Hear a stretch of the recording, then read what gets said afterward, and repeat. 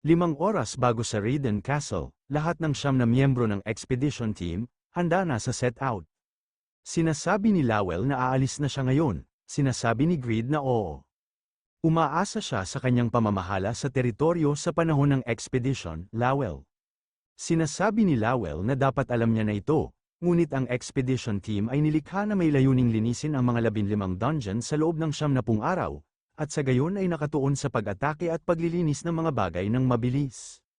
Kaya tandaan nila na mahihina sila sa palihim na pag-atake dahil ang kanilang depensa ay napakababa, kaya siguraduhing subaybayan ang kanilang paligid sa lahat ng oras. Dahil ang entrance ay nagsasarado pagkatapos pumasok sa dungeon, may high chance na hindi rin gumagana ang Summon Knights. Laging magplano para sa mangyayaring masama, sinasabi ni Greed na ilang beses niya na sinabi yan. Huwag siyang mag-alala, babalik sila ng ligtas, pabirong sinasabi ni Greed na sino ba siya para paulit-ulit sabihin yan, siya ba ang kanyang nanay? Sa isip-isip ni Lowell na mas magiging kalmado siya kung sumama sa kanila si Mr. Piaro o Mr. Asmafel, pero iisa lang ang buhay ng mga NPC. Hindi sila pwede mag-exploration, sinasabi ni Greed na handa na ba ang lahat, aalis na sila ngayon. May shadow na lumitaw at sinasabi nito na ang assassin na si Faker ay Greenhorn pa rin. Pero tumaas na naman ang skills niya. Kailangan niyang magtago ng mga 7 metro sa kanya upang hindi siya makita nito. So pupunta sila sa Vampire City, ang mga vampira ay mga demonyong nilalang na umiiral bilang mga mandaragit ng sangkatauhan. Hindi sigurado tungkol sa level ng Viscount at sa ilalim, ngunit malamang na hindi kakayanin ni Duke Greed ang pakikipagtagpo sa anumang mga purong vampira na may dugong Earl level at mas mataas. Baka tuluyan na silang mapuksa. Pero lahat sila ay binigyan ng sumpa ng immortality, kaya hindi na kailangan sila pigilan. Ang pagkatalo ay minsan ay magandang bilang gamot, hindi ba't libu-libong beses din silang naglaban habang nasa ilalim ng kanyang guro, nagpapalitan ng mga tagumpay at pagkatalo upang subukang malampasan ng isa't isa, Doran. Ang dahilan kung bakit niya binabantayan si Duke Greed all this time ay dahil hawak niya ang singsing na binigay sa kanya ng kanilang guro. Through that, nalaman niya na si Duke Greed ay ang asawa ni Irene, ang babaeng pinuprotektahan niya. I suppose lahat ng kanyang mga tanong ay nasagot sa point na yun, pero may posibilidad na maging rival ni Duke Greed ang Saharan Empire, at para matulungan siyang maabot ang taas na kailangan niya, mananatili siya para protektahan ang kanyang asawa, hanggang sa mapuksa ang mas asama, at hanggang sa maipaghiganti ang mga minorya na kanilang winasak, mananatili siya, Chasm. King of Shadows. Ang tanging nabubuhay na tagapagmana ng mga taong Nero, na nalipol ng Saharan Empire. Sinasabi ni Rabbit na kahit malayo si Duke Greed sa syudad, panatag ang isipan niya at nagpapasalamat siya kay Mr. Asmafel at sa mga sundalo na pinalakas niya. Sinasabi ni Lowell na nag-aalala pa din siya, Administrator Rabbit. Sa isip-isip ni Rabbit na sa wakas ay matatakasan nila ang kanilang kakulangan sa loob ng 2 buwan. Dapat niyang taasan ang sweldo ng mga manggagawa para dagdagan pa nila ang kanilang kahusayan, dapat silang maging masaya sa isang 0.1% na pagtaas, Piaro, Asmafel, at si Chasm, na protektado ang Raiden at sila ang pinakamalakas na pinangalan ng NPC sa mundo. Pumasok na sa kanilang araw, marami silang nadadaan mga monster sa desert, inaatake nila ito at gumamit si Regis ng Unsheath, Gather, tinalo mo ang higanteng worm. Nakuha mo ang 2,330,900 experience points. Tinalo mo ang Desert Toad, nakuha mo ang 2,607,400 experience points. Sa isip-isip ni Pixord na nagbibigay ang mga monster na ito ng 20% higit pang mga experience point kaysa sa pinakamataas na level ng mga monster sa Cork Island. Kaya ito ang dahilan kung bakit ang mga level ng overgeared na mga miyembro ng guild ay tumaas ng napakabilis pagkatapos mag-settled sa Raiden. At narinig niya na ang mga vampire ay nagbibigay pa ng experience kesa sa mga monster na ito. Kung maaabot niya ang level 307 sa pamamagitan ng raid na ito, ang pagiging top 10 sa overall rankings ay hindi na lang pipe dream. Sa isip-isip ni Grid na ang mga monster na ito ay napakakuripot sa experience. Nasa level 296 pa din siya, gaano katagal bago niya maabot ang level 300. Ang mga legendary class ay walang second o third advancements, kaya sila maaari lamang umasa sa awakenings bawat 100 na level. Teka lang, experience points, tiyak na may kaugnayan sa experience mula sa sistemang yun, nang nakatanggap siya pagkatapos makuha ang nakatagong piraso at umabot sa 30,000 reputation. Ang perfect choice para sa'yo, isang espesyal na serbisyo na eksklusibong para sa mga greatest celebrities ng Satisfy, darating sa'yo, ang Reputation Store. Sumisigaw at sinasabi ni Vantner na anong ginagawa niya. Greed, kailangan nilang magmadali kung gusto nilang pumunta sa bawat lungsod.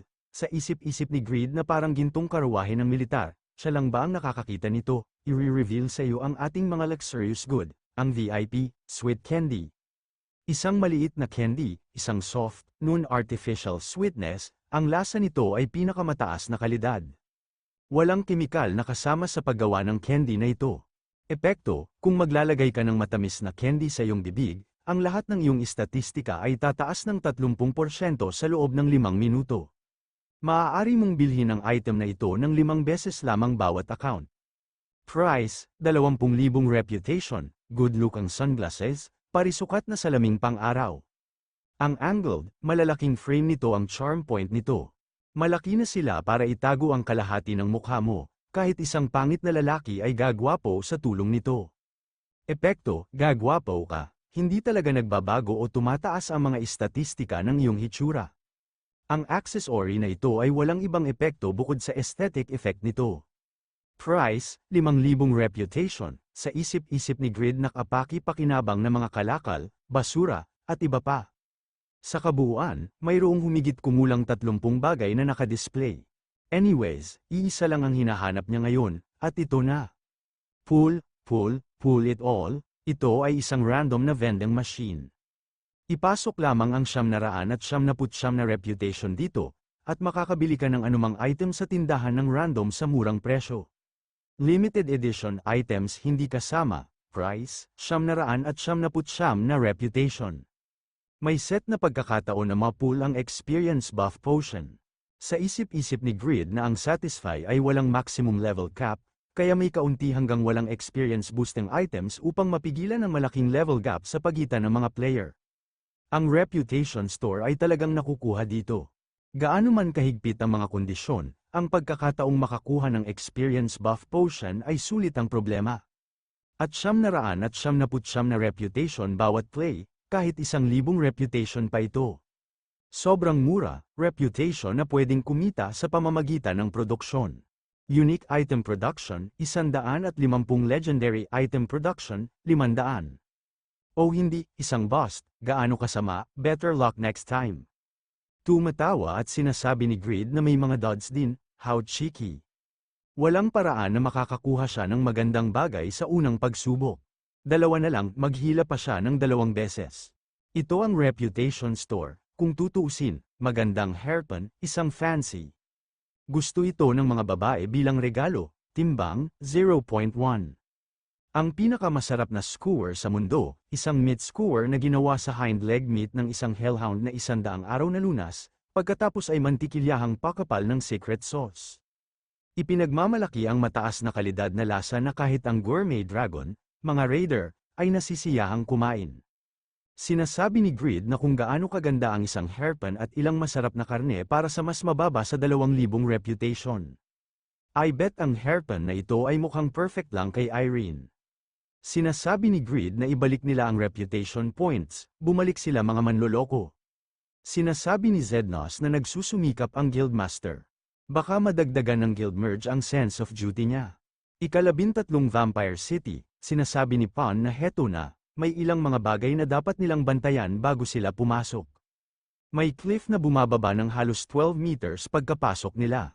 Walang anumang mga kalaban na umaatake sa kanila hanggang sa maabot nila ang ibaba, ngunit maaari silang mamatay mula sa pagkahulog sa pinsala. Kaya dapat mag-ingat ang sinumang may agility na mababa sa 400, may zero light sa dungeon, kaya hindi nila makikita ang kahit ano sa harap nila sa sandali, at kahit na nasanay na ang kanilang mga mata sa dilim, hindi pa rin sila makakakita ng malinaw gaya ng karaniwan nilang nakikita, kaya't mahihirapan silang matumbok ang lahat ng kanilang kakayahan doon, si Jishuka at Faker, na may Hawk's Eyes at Assassin's Eyes, exceptions, syempre. Sinasabi ni Vantner na ano ba siya, tanga na caveman. Gumamit na lang sila ng sulo, sinasabi ni Pan na nabanggit niya na 3 beses na nagbabantay sa liwanag ang mga vampira. Sinasabi ni Rigas na ang karamihan sa mga halimaw na gumagala sa mga lansangan ay pamilyar. Maaaring hindi sila malakas, Ngunit ang kanilang husay sa pakikipaglaban ay maaaring mag-iba ng malaki, kaya hindi niya maaaring basta-basta silang lahat. Ang mga vampira mismo ay natutulog sa mga gusali at gumigising sa sunod-sunod na pagkakasunod-sunod. Ngunit kung minsan ay maaari nilang tambangan sila, kahit na ang pagkakataon na gawin nila ito ay napakababa. Sinasabi ni Pixord na ibig sabihin kailangan nilang hanapin ang bawat gusali para mahanap ang boss. Sinasabi ni Regis na malamang pure-blooded vampire ay maaaring magpakita paminsan-minsan, at ang mga halimaw na yon ay sapat na upang siya at si Mr. Pan para sila ay tumakbo para sa kanilang mga pera. Sinasabi ni Pan na anumang pag-atake na hindi na imbued ng mataas na level ng divine power ay walang malaking epekto sa kanila. Ngunit ang kanilang team ay dalubhasa sa nukang, kaya ang mga bagay ay gagana kahit papaano kung lahat sila ay sumugod ng sabay-sabay. Sinasabi ni Grid na kaya kapag may lumabas na pure-blood vampire, tutukan nila ang mga atake nila dito, sumugod na sila, party name, Parvanium Expedition Team, party leader, Grid, Pagmos Successor, level 276, item distribution method, ibibigay sa party leader, pumasok ka sa Vampires Underground City 13, Horoy, Orator, level 272, Zednos, Storm Magician, level 301, Faker, Master of Swiftness, level 305, Vantner, Impregnable Fortress, level 302, Pixord, Hidden Blade, level 306.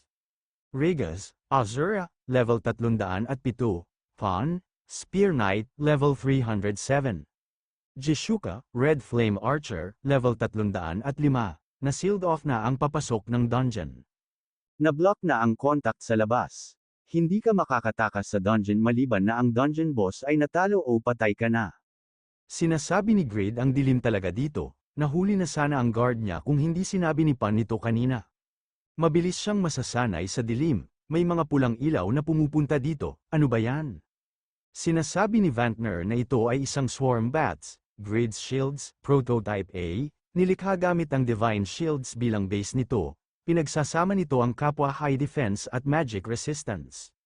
Black Iron ang ginamit bilang base nito, ginawa ito durable, pero ang downside nito ay ang bigat nito. Tinatanong ni Vantner na di ba sinabi niya na walang kalaban sa pagbaba nila?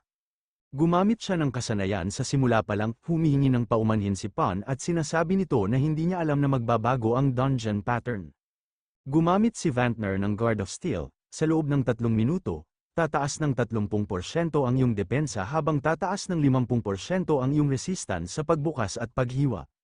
Gumamit si Jishuka ng Dancing Arrows, at gumamit din si Faker ng Explosion Rune. Nawala ang mga umaatake kay Vantner at sinasabi nito na halos mamatay siya sa pagpasok pa lang. Buti naman hindi siya namatay, di ba? Bumaba na siya, Vantner. Sinasabi ni Zednos na ano naman this time, mga oso. Teka lang, ito ay mga lobo, plus 9 failures attack power ay tinataas ng 20% sa madilim na lugar. Plus 8 Grid's Boots, tinataas ng 20% ang depensa sa madilim na lugar. Sinasabi ni Grid na sundan niya siya, Zednos, tinalo mo ang Vampire Wolf. Nakuha mo ang Vampire Wolf spell, sinasabi ni Grid na may tailor amount naman ang Silver Knights, di ba? Gawin nila itong item, ibebenta at ilalagay ang pera sa guild funds. At syempre bibigyan nila ng cut ang gumawa nito, nagtataka naman si Pan at sinasabi nito na ganyan ba ang iniisip ni Grid. Sa anumang kaso, hindi ba masyadong naiiba ang mga bagay mula sa pagdating nila dito kanina? Sinasabi ni Regis na ang radius ng pagkilos para sa mga pamilyar ay tumaas din, at ang kanilang mga average na level ay mas mataas din. Sinasabi ni Pan na sabi sa quest na ang mana ng isang existence na pwede maging central figure ng mga vampire ay nagbibigay sa kanila ng blessings, di ba? Yun siguro ang dahilan kung bakit masyadong mahirap. Sinasabi ni Grid na magandang bagay yan, magiging mabuti ang mga rewards, at mas mapapabilis ang level up. Sa isip-isip ni Pixord na kahit sa ganitong nakakainis na sitwasyon, mukhang excited sila. Ito ay isang kahangahangan guild, lubos niyang inaasahan na ang ekspedisyong ito ay hindi magtatapos sa kabiguan. Sinasabi ni Grid na naklear na nila ang mga kalye, kaya mga building na lang ang natitira ngayon. Ang mga familiar ay mas madaling natalo kaysa sa inaakala niya. Kailangan ba nilang hanapin ang buong building para hanapin ang boss? Nakakainis, sinasabi ni Pan na hindi makakatulong, gayunpaman, mag-ingat sila habang nagpapatuloy. May napansin sila at tinatanong ni Greed kung ano yan. May isang aura ang nagpakita at sinasabi nito na 2 buwan na ang nakalipas, 2 baliw na tao ang nagdumi sa kanyang lungsod habang siya ay natutulog. At ngayon, mas maraming tao ang pumasok sa kanyang domain bago pa man lumamig ang kanyang galit. Nakakadiri, lahat sila ay nagpaparumi sa hangin, ang malakas na murderous intent ay naputik ang iyong magic. Ilan sa iyong magic at skills ay hindi magagamit, ang titig ng vampira ay nagdudulot ng espesyal ng isang mas mababang uri sa pagpapasakop. Medyo malakas na pressure ang ibinibigay sa iyong katawan. Lumitaw na ang may-ari ng 13th City, ang Vampire Earl Elphinstone. Gumamit si Earl Elphin ng extreme blood transfusion. Sinasabi ni Earl Elphin na maaaring napalampas niya ang pagkakataong makapatay ng ilang ipis kung hindi siya namamasyal upang palamigin ang kanyang ulo. Papatayin niya silang lahat habang may pagkakataon para makatulog siya ng maluwag. Extreme blood transfusion, absorb ang malaking amount ng health mula sa target ng iyong sariling health. Isang araw lang pwedeng gamitin, sa loob ng 5 minuto, hindi magagamit ang ilan sa iyong mga kasanayan. Sa 5 minuto, lahat ng bilis ay mababawasan ng 30%. Nagtataka at sinasabi ni Pixord na ano ba ang nangyayari. Ang ilan sa kanyang mga skill ay nakasealed, sinasabi ni Vantner na siya din, ito ay hindi pwede mangyari. Sinasabi ni Earl Elphin na hahanapin niya siya muli sa ilang sandali. Sabihin ang kanilang mga huling palm, dahil dahan-dahan niya silang papatayin ang mga insekto, isa-isa. Nagtataka sila kung bakit ito biglang nawala. Sinasabi ni Regis na hindi niya ito masasabi, pero hindi siya fan ng isang atmosphere. Nakita nila si Greed na malaki ang kanyang pinsala at sinisigaw nila ang pangalang ni Greed. Hindi madaling namamatay ang mga naging legends, dahil umabot na ang iyong kalusugan sa mga kritikal na level, lahat ng pag-atake ay resisted ng 5 segundo. Sinasabi ni Jishuka na malamang ang pinakamalakas na tao ang tina-target niya. Tinatanong ni Jishuka si Greed kung ayos lang siya. Sinasabi ni Greed na sa nakikita nila, hindi siya maayos.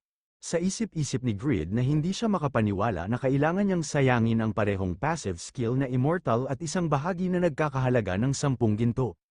Super Health Recovery Potion, epekto, nagpapagaling ng 15,000 na health, isang potion na tinimpla sa alchemic facilities ng Reden. Sinasabi ni Pixord na nakaligtas siya na may isang health na lang ang natitirang, kahanga-hanga ang swerte niya. Sinasabi ni Greed na dahil may passive siya na tinatawag na Immortals. Ang cooldown ay 24 na oras, kaya laging isaisip yan. Gamitin niya siya bilang mid shields, tulad ng nangyari ngayon, sa tuwing mangyayari ang pinakamasama. Tinatanong ni Greed si Pan kung hindi lumitaw ang bastos na yan nung unang bisita nila dito, sa lugar na ito, di ba? Sinasabi ni Pan na oo, mahigit 1 buwan sila nag-explore sa lugar na ito at hindi nila siya nakita. Sinasabi ni Vantner na si Greed ang may pinakamataas na HP sa kanilang partido. Ang invisibility passive ni Greed nawasak lang ng isang blow.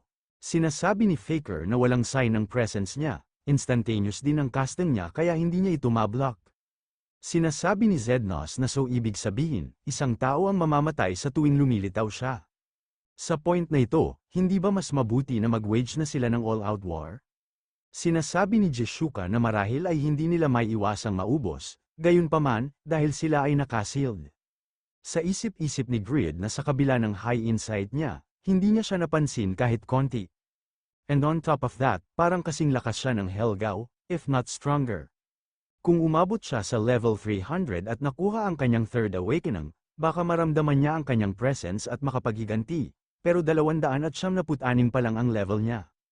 At maliban na lang kung gumamit siya ng experience buff potion at patayin ang bawat solong vampira sa dungeon na ito, ang pag-abot sa 300 ay wala sa larawan. At ang kanyang mga teammates ay nasealed ang kani-kanilang mga kasanayan. Kung lilito ulit ang Elphinstone, hindi na sila magtatagal. Walang daan palabas, ang expedition na ito ay failed. Tinatanong ni Jishuka nung tumigil ba siya ng sandali. Nakatingin ba siya sa reputation store, di ba?